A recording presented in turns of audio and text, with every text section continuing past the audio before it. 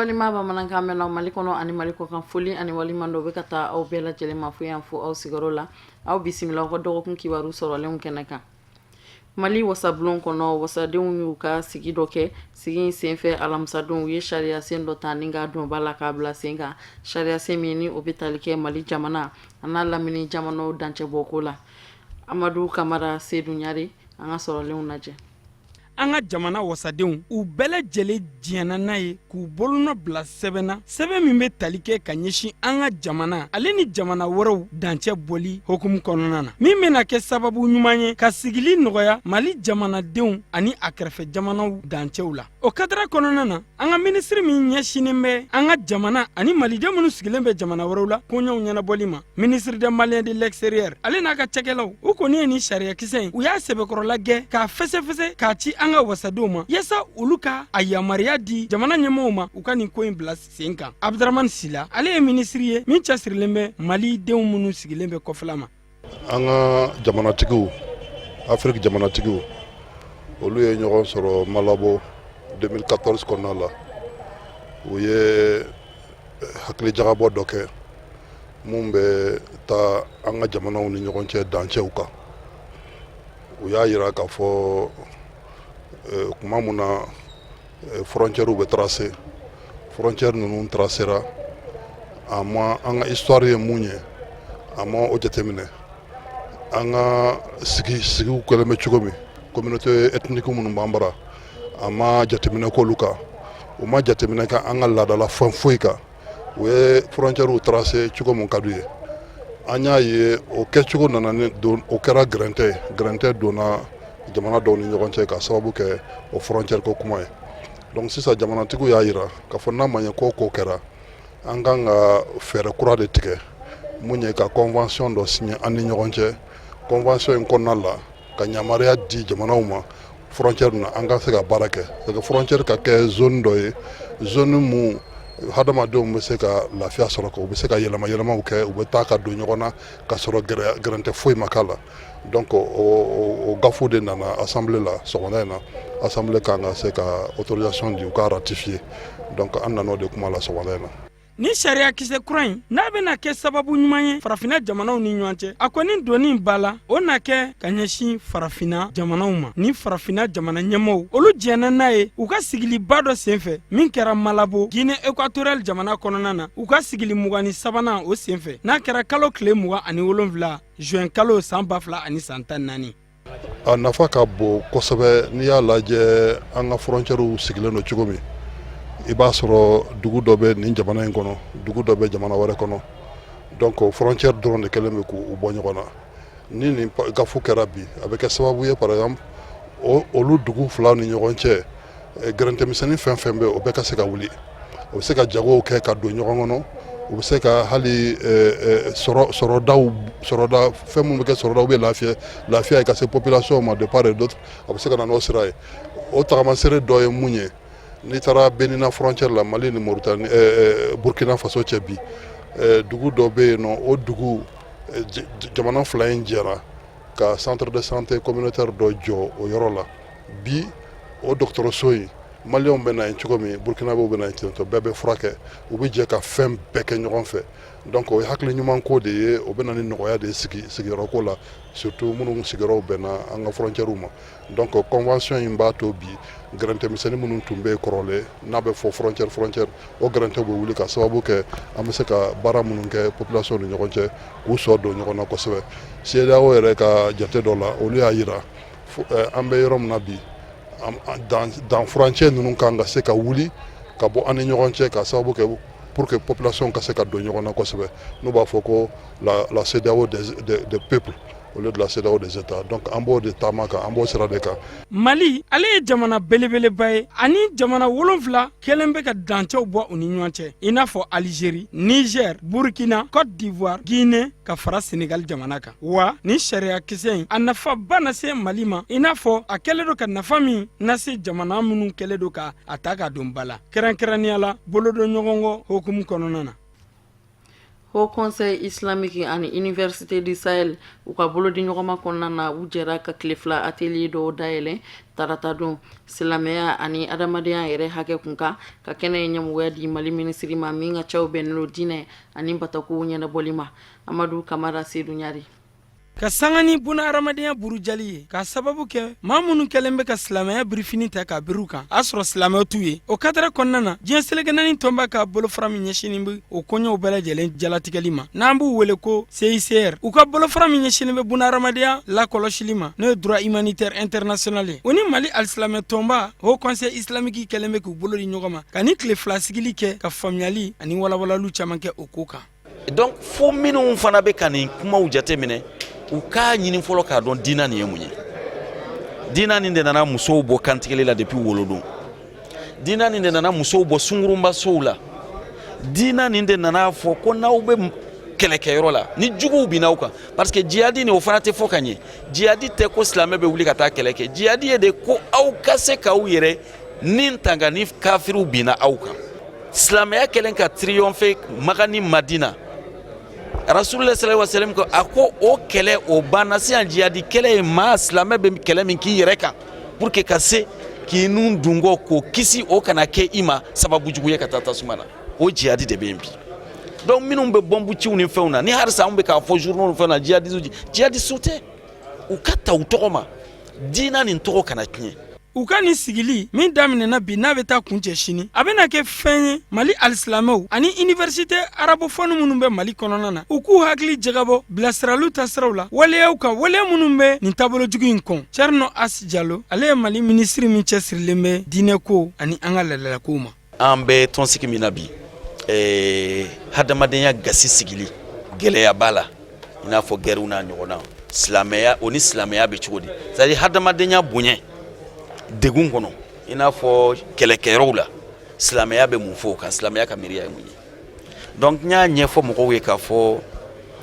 fɛn dɔ dogolen don kuma kɔrɔ fo an k'o fɔ o ye de parce que an ɲɛ b'a la kɛlɛw bɛ futinɛw bɛ yɔrɔ caman na a fɔlen don ko futinɛ ninnu kɛlen don ni silamɛya de ye n'i ye Syrie Irak hali Mali kɔrɔn yan fɛ la et je dis non o tɛ tiɲɛ ye silamɛw tɛ. Silamɛya tɛ diina ye min bɛ maa wɛrɛ nin bɔ janko ka taa bagama k'a nin bɔ parce que n'i ye silamɛ faga misiri kɔnɔ c'est que ko wɛrɛ b'i kɔnɔ n'o tɛ misiri ye silamɛya taamasere fɔlɔ ye Ala ka du don. Diɲɛ seleke naani tɔnba a ka nin kulu in n'o ye CICR ye ka fara Mali alisilamɛ tɔnba kan n'o ye Haut Conseil islamique ye ani Université du Sahel maaw u bɛɛ lajɛlen dalen b'a la k'a fɔ ko an bɛ don min na ko bi ko alisilamɛya ko a ka kan ka ko k'a jɛ tɔgɔ jugu min b'a la o bɔ a la ni ka nin barodalasigi in sigi walasa fɛɛrɛ ani dabaliw ka sɔrɔ o waleya jugu in na diɲɛ kɔnɔ nka kɛrɛnkɛrɛnnenya la Mali kɔnɔna na. Ni gɛlɛya ani bingani wale min bɛ ta ka ɲɛsin musolakaw ma ani musomaninw don kɛrɛnkɛrɛnnen min taara o kɛlɛli kama o bɛ bɛn novembre kalo tile 25 de ma a ta ko 25 kɛnɛ ɲɛnamayara Mali jamana fɛ. Kadi Jakite Mohamed Sidibe an ka sɔrɔlenw lajɛ.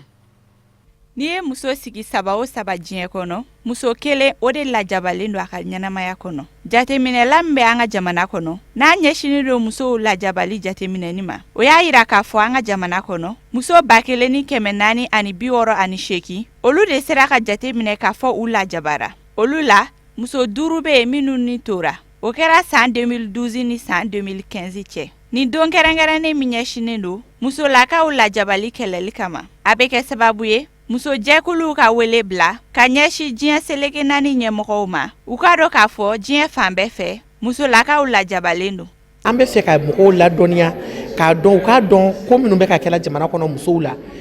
danga segin a la quoi parce que musow an k'a fɔ ɲɔgɔn ye musow tɛ dɔwɛrɛ ye an baw de don an dɔgɔninw de don an kɔrɔ de don an denw de don mais muso ka problème bɛ na n'a kɛra furumuso de ye a bɛ sɛgɛn sinon cɛ bɛɛ bɛ fɛ a denmuso ka kɛ fɛn ye cɛ si tɛ sɔn ɲagataka k'a ba la mais n'a kɛra muso de ye mɔgɔ si tɛ kuma bɛɛ b'a fɔ i ye muso de i muɲu mɔgɔ si tɛ fɛn fɔ a la donc an bɛ fɛ mɔgɔw k'a dɔn muso fɛnɛ ye muso de don mais kuma bɛ se ka fɛn bɛɛ ɲɛnabɔ diɲɛlatigɛ la an bɛ fɛ an ka jamana mɔgɔw k'a dɔn an ka société k'a dɔn c'est vrai fɛn caman bɛ yen an b'a muɲu u b'a fɔ muso ka muɲu furu la mais muɲuni ye tiɲɛ mais n'a sera fagali fo ka se fagali ma n'an ma wuli ka kuma an bɛɛ de deli sisan diinɛ ɲɛmɔgɔw jamana ɲɛmɔgɔw bɛɛ k'i da don a kuma na a bɛ ɲɛ cogo min na parce que diinɛ si m'a fɔ k'a fɔ ka muso ɲagata lase muso ma a kɛra cogo cogo ko gɛlɛyara cogo cogo ɲɛ bɛ sɔrɔ a la donc an bɛ fɛ o de ka dɔn mɔgɔw k'o dɔn u k'an dɛmɛ parce que nin ko in min filɛ nin mɔgɔ kelen tɛ se k'a kɛ donc an bɛ fɛ mɔgɔw ka a question lagɛ duw kɔnɔna na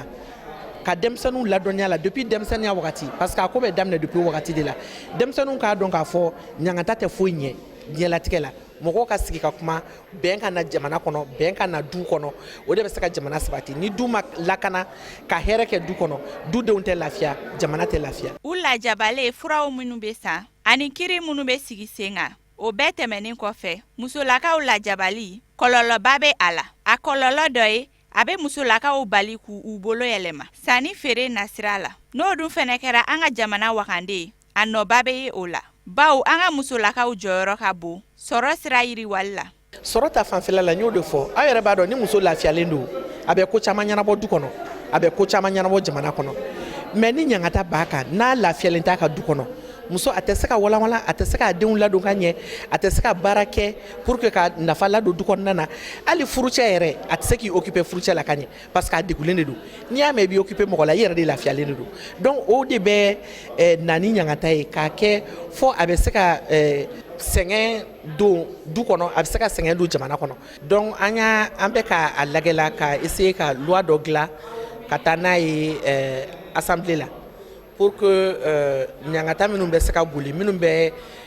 muso ɲangata lase musow ma ɲangili min bɛ se ka da o kan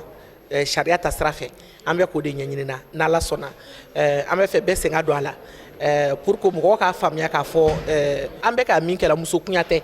an bɛ fɛ dɔrɔn hakɛ ko de don musow ka se ka don u ka hakɛ ka se ka sabati jamana kɔnɔ pour que an bɛɛ bɛ se ka lafiya hakili jiginna ni kunnafoni dinkɛnɛ in sen fɛ wulikajɔ min kɛlen don ka musolakaw lajabali bali diɲɛ kɔnɔ a sinsinnen don fɛn min kan musolakaw dɛmɛni ma tile 16 kɔnɔ baaraw bɛna boloda musolakaw lajabali kɛlɛli kadara kɔnɔ Ameriki jamana ka lasigidenso min b'an fɛ Mali kɔnɔ yan nɔ u ka jɛkulu u jɔra ni projet dɔ musaka bɔta ye i n'a fɔ komi san o san sefa wari miliyɔn 25 musaka bɔtaw o bɛnna o de ma an ka sɔrɔlen ninnu lajɛ san o san lamɛrikɛnw ka nin adamadenya dɛmɛbaga jɛkulu in a bɛ nin dɛmɛɲɔgɔnya wale in ta k'a ɲɛsin mɔgɔw ma minnu nin dɛmɛɲɔgɔnya wale ka kan kɛrɛnkɛrɛnnenya la Mali jamana kɔnɔ programme d'auto-assistance de l'ambassadeur u ka nin dɛmɛɲɔgɔnya wale in filɛ nin ye ka min ta k'a ɲɛsin Mali jamana ma a musaka bɔta bɛ t'i jɔ sefa wari la miliyɔn 25 a n'a kunkan fɛn ɲinan dɛmɛɲɔgɔnya wale in a bɛ sinsin fɛn min kan o ye musow nun donni ye kɛnɛya baaraw la kɛnyɛrɛye baaraw sɛnɛko ani forajiw sɛnɛli ye wa lamɛrikɛnw ka nin adamadenya dɛmɛli jɛkulu in u ka dɛmɛɲɔgɔnya wale bɛ se Mali marabolo kelen-kelenna bɛɛ lajɛlen de ma nka ɲinan ta la marabolo minnu ni olu kanuna ka dɛmɛɲɔgɔnya wale in ta k'a ɲɛsin u ma Kayi Mopti Menaka Segu Kulukoro ani Bamakɔ faaba wa ni marabolo ninnu garijɛgɛ bɛna don projet 8 de lawaleyali la o baara bolodalen 8 ninnu bɛna tali kɛ fɛn minnu kan o ye kɛnɛyasow jɔli ye kɛnɛw labɛnni k'u kɛ nakɔforow ye fo ka taa bila forajiw ladilanni ma min bɛna to jiko gɛrɛngɛrɛ o fana bɛ kɛlɛ kɛnɛ in kan hakili jigin kɛra san tɛmɛnen baaraw la o dantigɛliw kɔnɔna na o b'a jira k'a fɔ foraji caman olu de sera ka lawaleya min kɛra sababu ɲuman ye musow ani denmisɛnninw ma jiko gɛrɛngɛrɛnya u ka kɛlɛ ka bɔ u da la wa lujuratɔw ka jɛkulu fana ɲɛmayaso y'a jira k'a fɔ ko san tɛmɛnenw dɛmɛɲɔgɔnya wale bonyana olu fana kan bari olu y'a jɔda belebele ye jɛkulu minnu ni olu garijɛgɛ donna ni dɛmɛɲɔgɔnya wale in na olu fana y'u ka nisɔndiya jira kosɛbɛ wa a kelen-kelen bɛɛ lajɛlen ka maa kun bɛ kɛnɛ kan sanni ka nin dɛmɛɲɔgɔnya wale kɛnɛ in kun cɛ lajɛlifɛn dɔw fana tara k'u ɲɛsin falatɔ 2 ma ani jɛkulu 8 minnu fana ni olu garijɛgɛ donna ni dɛmɛɲɔgɔnya wale la ni ka labana k'olu fana ka donbolo di u ma ni sortira nin ko in na kosɛbɛ ambassade Amérique ye dili min kɛ o ye projet minnu financer ko ka musow ni denmisɛnninw ani lujuratɔw u dɛmɛ yala o bɛ se ka bolodayɔrɔ sɔrɔ o bolodayɔrɔ sɔrɔli pour que o bɛ se k'u nafa a bɛ mɔgɔ wɛrɛ fana nafa dɛmɛ min kelen min filɛ nin a kan ka taa minnu ma olu kan ka se ka baara ka ɲɛ ka don yɔrɔ la min b'a to u bɛ min kɛla a bɛ se ka kɛ ko mɛta ye min b'u nafa min bi en tout cas kɛ baara kunda ye min b'a to u tɛ delili kɛ min b'a to u tɛ jɔrɔ min b'a to u bɛ se ka baara bolomadayɔrɔ sɔrɔ min b'u nafa min b'u sigiɲɔgɔn ni u ka denbayaw nafa donc an kɔntana kosɛbɛ an nisɔndiyara nin ko in na kosɛbɛ an b'a fɛ a bɛ di minnu ma u k'a ka kɛcogo ɲuman na n'u y'a ka kɛcogo ɲuman na a ka ca ala fɛ siɲɛ wɛrɛ ta o garisɛgɛ bɛ don a la donc an b'a ɲini association bɛɛ fɛ min fana bɛɛ b'a fɛ ka baara kɛ a bɛ se k'i ni en tout cas i ŋaniya yira ka yira ambassadeur na parce que maa minnu don u bɛ ŋaniya ɲuman de kɛ ŋaniya ɲuman don k'a ɲɛsin an ka jamanadenw ma o de y'o ŋaniya ɲuman ye an b'u fo la k'u wale ɲuman dɔn an bɛ dugawu fana kɛ ala k'a kɛ ɲɛta ye ala k'an bɛɛ kan bɛn k'a dɔn an don da kelen na k'an bɔ da kelen na an ka laɲini min ala k'o sabati hakilinata min bɛ na bi nisɔndiya de don parce que nisɔndiya min don dansi t'a la mɔgɔ mɔgɔ bɛ muso gurupuw dɛmɛ k'a fɔ ko i bɛ u ka ɲɛtaga sabati bon donc ne ka kan bi ko nisɔndiya yira bɛɛ la surtout hakilina ɲuman min bɔra États-Unis ambassade fɛ à travers son ambassadeur vraiment hakili ɲuman belebele don donc nin baara in ne ala sɔnna dabɔra nakɔ ko de kama ka nakɔ minɛnw ɲini ka nakɔ baara kɛ ka se ka baloko ɲuman sɔrɔ muso ani denmisɛnninw n'u k'u ka sɔrɔ yiriwa je pense que ni ala y'a kɛ k'a fɔ baara in kɔni daminɛna a bɛ ka kɛcogo ɲuman fana la jiginna tɛna bɔ a kɔnɔna la.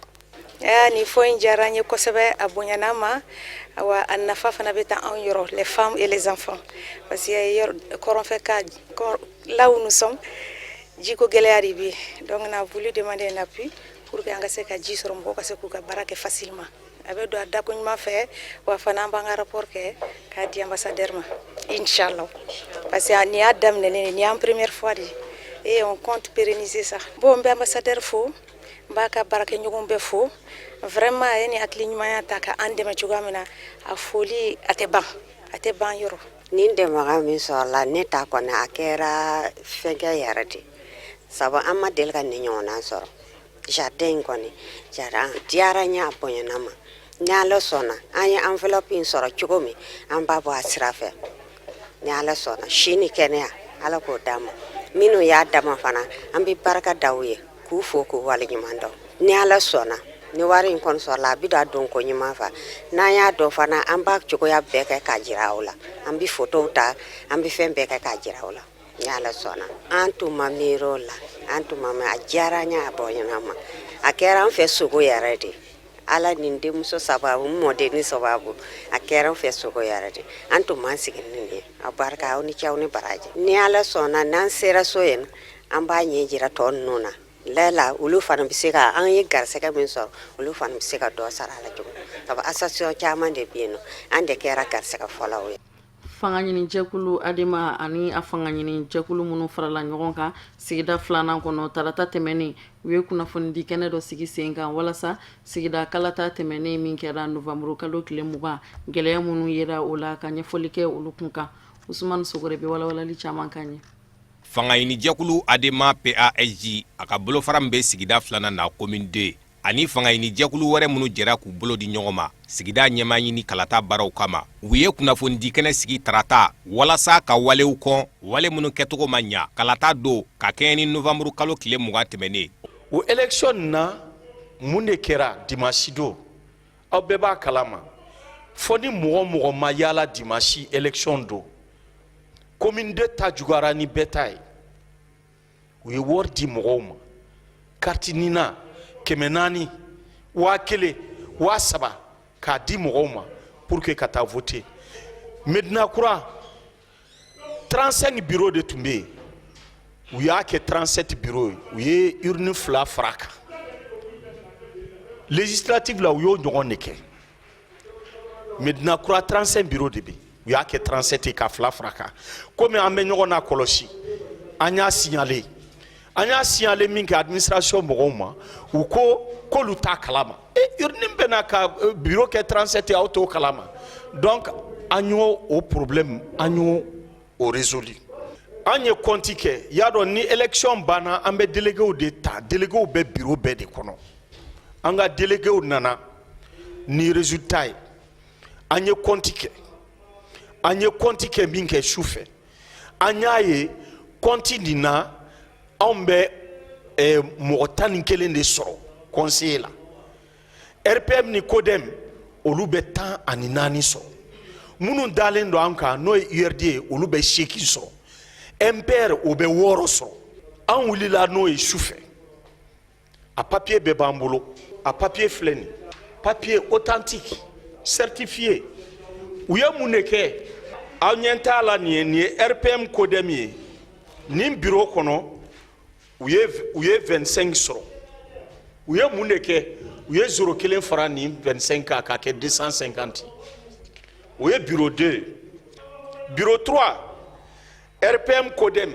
31 u ye 0 fara o kan k'o kɛ 310 donc hippodrome na u nana mɔgɔ 1333 o ye joli ye 1333 o de nana fara u ka fɛn kan donc sɔgɔmada fɛ 10 heures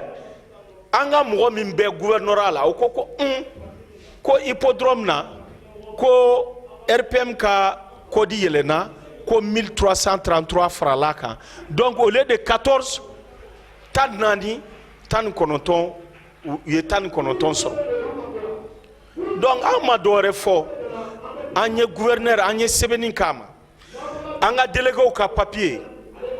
an ye URD ADEMA MPR délégués signé par président ka signature bɛ min na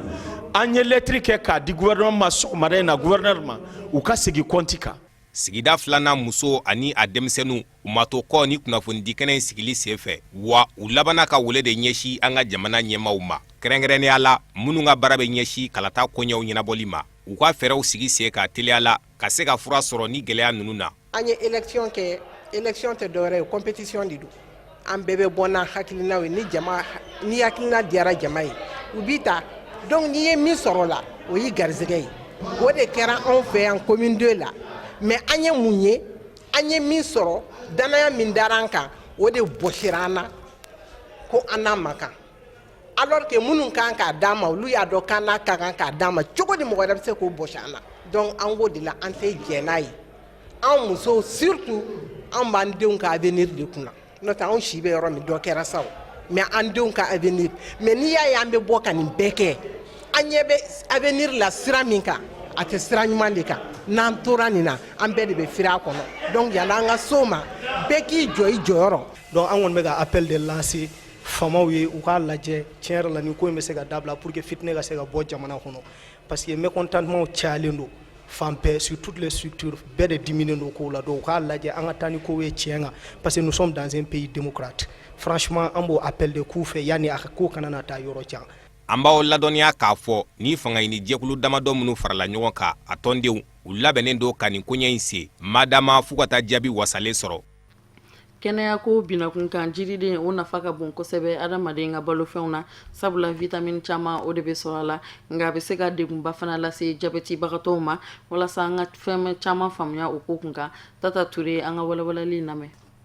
jabɛti kasara ka bon kosɛbɛ sabula a yɛrɛla k'a fɔ mɔgɔ miliyɔn caman bɛ bɔnɛ ani na san o san ka sababu kɛ jabɛti ye o kama walasa ka an ka kɛnɛya matarafa ani k'an kisi ka bɔ jabɛti kɔlɔlɔ ma a bɛ ɲini jabɛtitɔw fɛ u k'u janto jiriden duntaw la kɛrɛnkɛrɛnnenya la minnu sukaro ka bon mais ni jabɛti bɛ mɔgɔ min na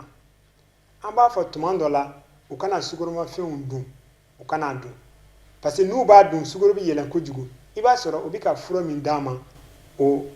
furakɛli bɛ na gɛlɛya parce que fura tɛna labɔli kɛ fura dabɔra de dumuni kama ni e taara sukoromafɛn dun ka fara a kan e dun m'o fɔ dɔgɔtɔrɔ ɲɛna donc fura bɛ dɛsɛ sukaro bɛ caya o cayali fana a bɛ na ni tiɲɛni ye kɔfɛ o de la min ka ɲi jabɛtɔw ma tuma dɔ la an b'o fɔ mɔgɔw ɲɛna fɛn dɔw bɛ yen n'i y'a dun a tɛ foyi kɛ jabɛtɔw la sisan jabɛtitɔ kan ka ninnu de dun ka caya n'o ye nakɔfɛnw ye a nakɔfɛn kɛnɛmanw ye a b'i n'a fɔ tamati b'a la salati b'a la ani salati sugu dɔw bɛ yen o t'an bara yan nɔ a bɛ tubabu bara olu b'a la nakɔfɛnw kan poivron b'a la concombre b'a la olu bɛɛ ka ɲi ani haricot vert ninnu i m'a ye haricot vert sukaro ɲɛnama t'o la i bɛ se ka ninnu dun walima sɔ u ka haricot vert sugu dɔw fana bɛ yen n t'a dɔn n'a bɛ Mali la u bɛ n'a tɛ Mali la nin bɛɛ ka ɲi nakɔfɛn ninnu fɛn kɛnɛma ninnu concombre ninnu salati ninnu sukaro bɛrɛ t'o la hali n'i bɛ tile k'a dun a tɛ sukaro yɛlɛ a ka ɲi farikolo ma parce que farikolo ka baarakɛ minɛn dɔw de don donc an kan ka ninnu de dun ka caya mais image dɔw bɔra yan n'o ye avocat ye an b'a fɔ ko sukaro t'a la mais tuma dɔ la anw bɛ tulu de caya kojugu n'u bɛ avocat dilan donc u kana tulu caman k'a la n'u ma tulu caman k'a la u bɛ se ka avocat dun bien sukaro t'a la a ka ɲi farikolo ma sukaro ɲɛnama t'a la quoi mais n'o ye jirimafɛnw ye an b'a fɔ k'u kana jirimafɛn caman dun n'i y'a lajɛ jirimafɛnw a sukaro fana tɛ kelen ye sisan bon nin ye tubabu jiridenw ye mais a dɔw bɛ an fɛ yan sisan n bɛ se ka pomme ta pomme bɛ an fɛ yan dɔw bɛ diabète b'u la u bɛ taa pomme den 2 ou bien den 3 bɛɛ dun e b'a dɔn pomme den kelen sukaro gramme 20 de b'a la e dun ma kan ka tɛmɛ i ka dumuniw kɔfɛ dumuniw kɛlen kɔfɛ i ma kan ka tɛmɛ gramme 20 walima gramme 10 kan n'i taara pomme den 2 dun yɔrɔ o b'a yɛlɛn kojugu dɛ i ma kan ka tɛmɛ pomme den kelen kan